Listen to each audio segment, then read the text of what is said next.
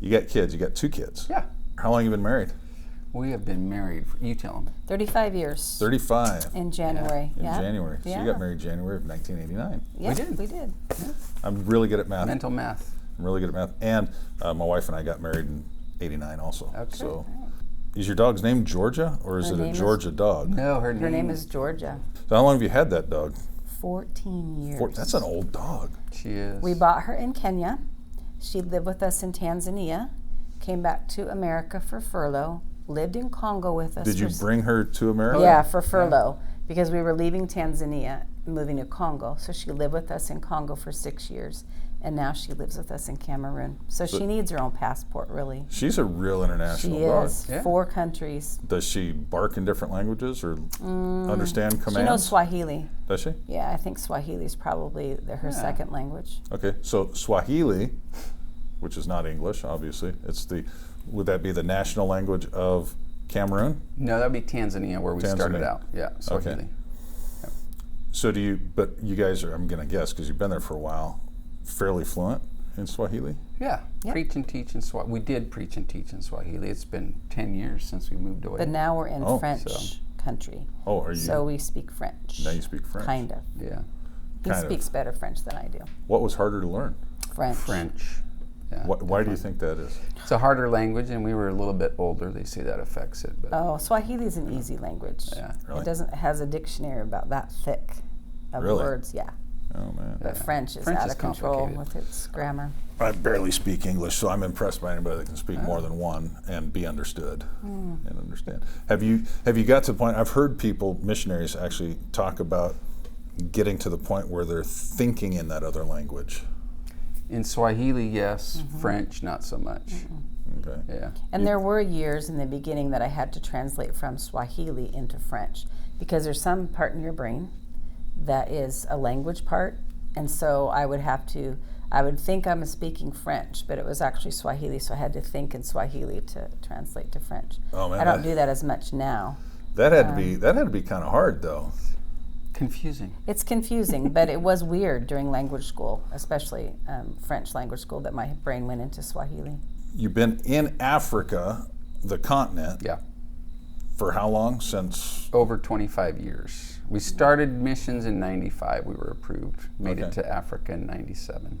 do you identify more easily as American culturally, or now more easily as African? Because you grew up in Africa.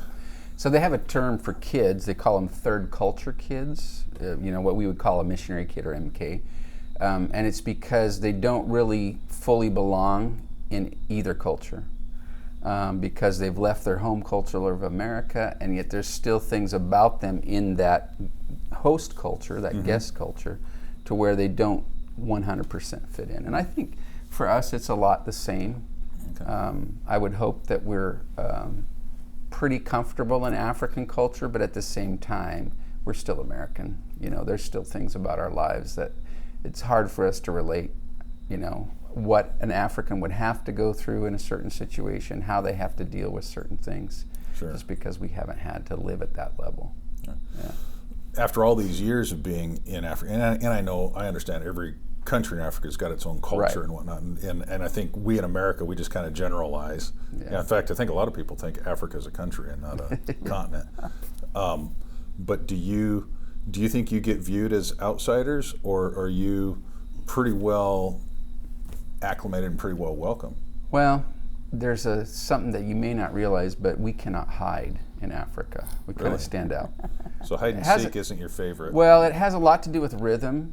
Okay. I think, I Right. think the reason I stick out in church, for example, is because I can't dance as well as they Gotcha. can. But yeah, so you're always going to be an outsider in that standpoint, and especially in the general population.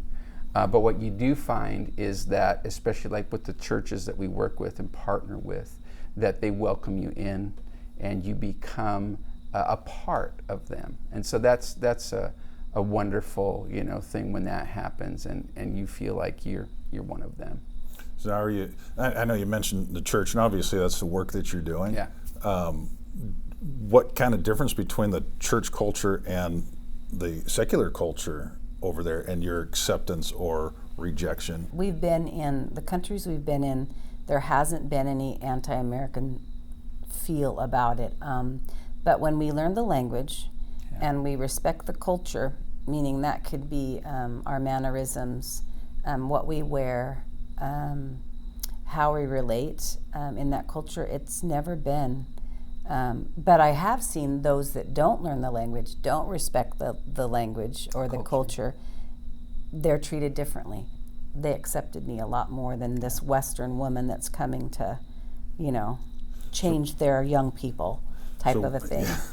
Were you given a heads up about that, maybe from some seasoned missionaries, or is that something that you kind of learned the hard way? No, for sure I had a heads up, and we had a informal mentoring. But this was and the kind days of orientation before the days of internet. I don't know how we got that information, but maybe through General Africa training that we had in headquarters. Let's just throw the number 35.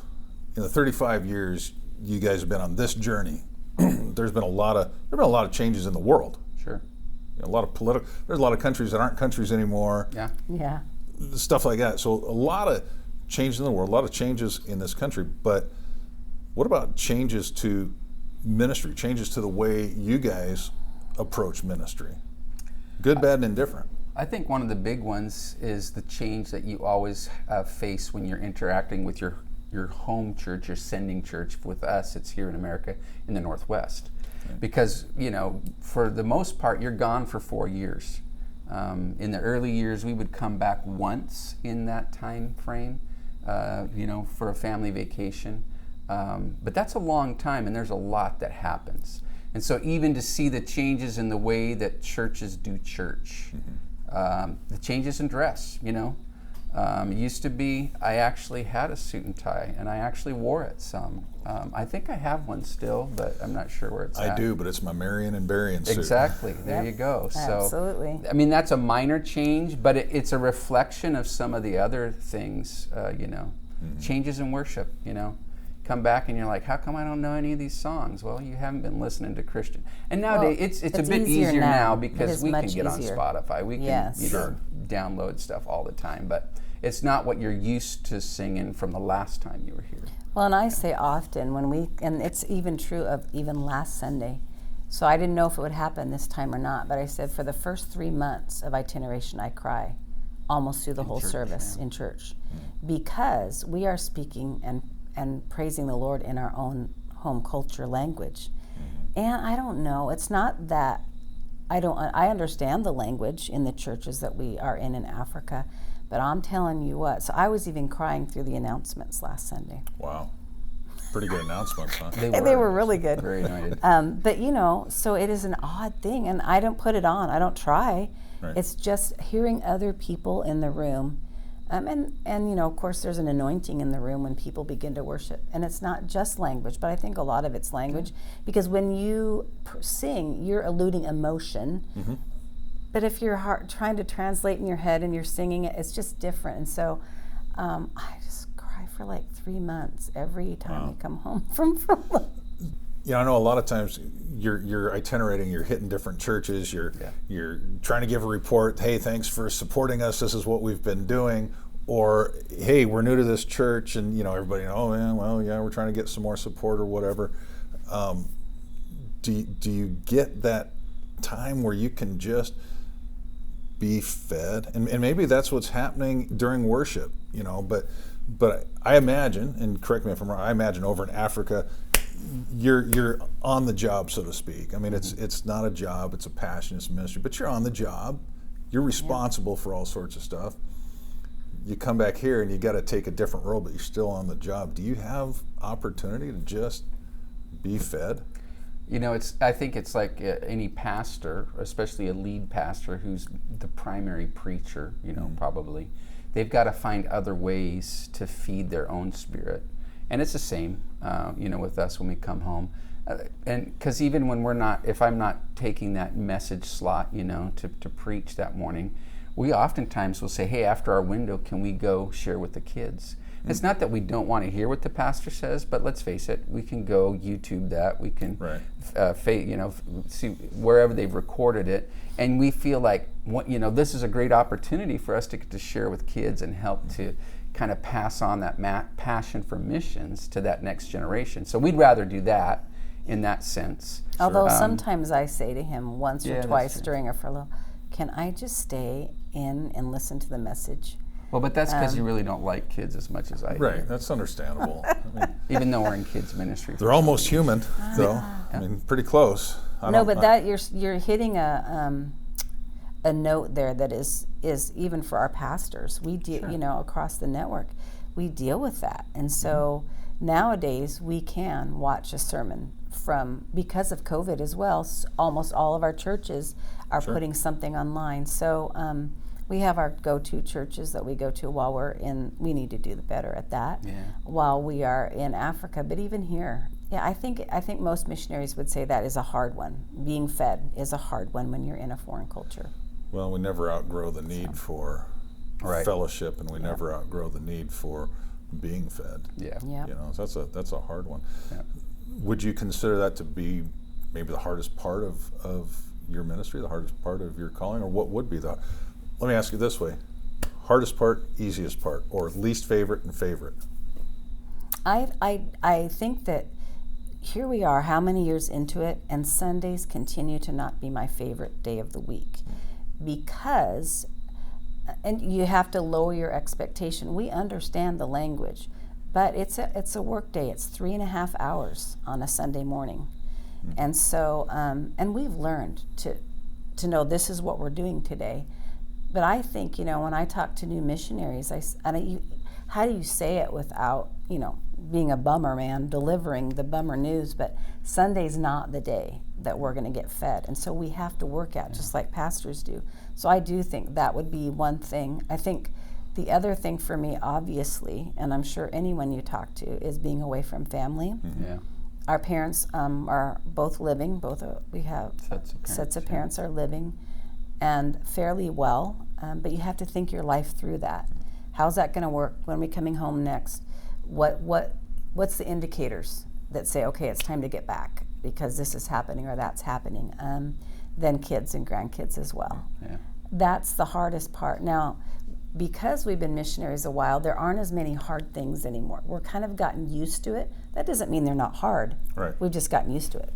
Traffic. Oh my goodness, traffic is unbelievable. The last place we lived had 20 million people in it.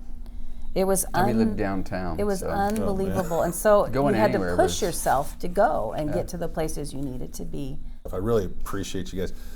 Speaking to the Americans, thank you for representing us. Thank you for representing the assemblies. Absolutely. On a personal level, thank you for representing Mountain View Yeah. for years and being the face of Mountain View. I don't know that I'll ever get over to Cameroon or any part of Africa, but I appreciate you guys going and doing what you're doing and continuing to follow the Lord in the good seasons and in the hard seasons.